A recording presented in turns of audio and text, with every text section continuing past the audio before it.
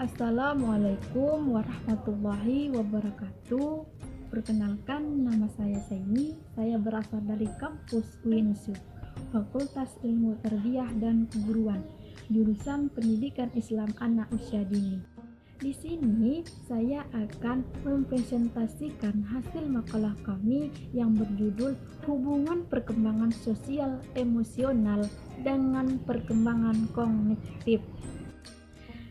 Di sini saya akan membahas tentang pengertian perkembangan sosial emosional anak usia dini. Pengertian sosial, perkembangan sosial adalah kemampuan seseorang dalam berperilaku di dalam lingkungan sekitarnya, seperti di masyarakat yang sesuai dengan tuntunan. Sedangkan pengertian emosional, suatu keadaan yang konflik dapat berupa perasaan ataupun getaran jiwa yang ditandai oleh perubahan biologis yang muncul menyertai terjadinya sesuatu perilaku positif. Perkembangan sosial emosional anak dibagi menjadi beberapa, yaitu yang pertama, perkembangan pemahaman diri. Pemahaman diri mencakup berbagai kesadaran diri, pengenalan, dan selanjutnya perkembangan hubungan sosial. Pada masa kanak-kanak, awal hubungan sosial dengan teman sebayanya menjadi peningkat, terutama perkembangan kemampuan mengarahkan diri, merupakan anak untuk mengarahkan perilaku sendiri tanpa diingatkan oleh orang tua atau orang lain. Dalam hal ini, anak mampu mengarahkan tindakannya untuk mematuhi aturan sosial. Sebagai contoh, anak dapat mengikuti kegiatan di dalam kelas tanpa harus diingatkan oleh gurunya. Assalamualaikum warahmatullahi wabarakatuh. Nama saya Cynthia dari TIO 2 semester 3. Di sini saya akan melanjutkan presentasi tentang hubungan perkembangan sosial emosional dengan perkembangan kognitif anak. Yang mana di sini saya akan menjelaskan tentang pengertian perkembangan kognitif. Kognitif adalah salah satu berpikir, yaitu kemampuan individu untuk menghubungkan, memulai, dan mempertimbangkan suatu kejadian atau peristiwa. Proses kognitif berhubungan dengan tingkat kecerdasan atau intelijensi yang menandai seseorang dengan berbagai minat, terutama sekali ditunjukkan kepada ide-ide dan belajar.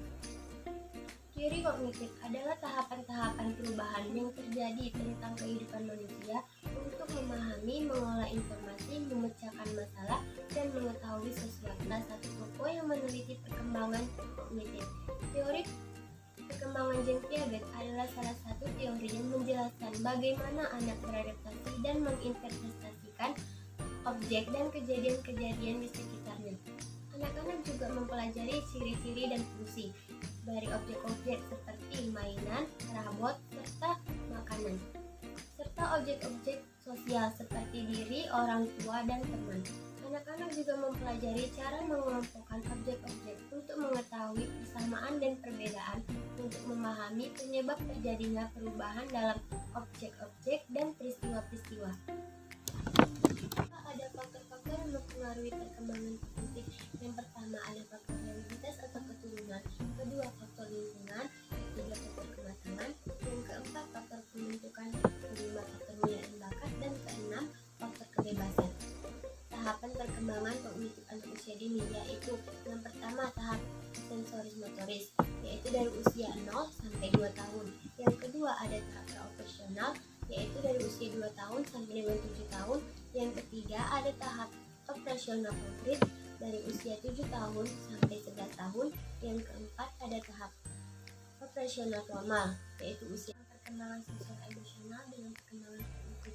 Para ahli berpendapat bahwa keadaan emosi dapat mempengaruhi proses kognitif dalam bentuk atau cara yang sangat penting, bahkan dapat berakibat membahayakan. Pengaruh asal emosi terhadap proses kognitif ialah stres, kecemasan, depresi, dan yang lainnya.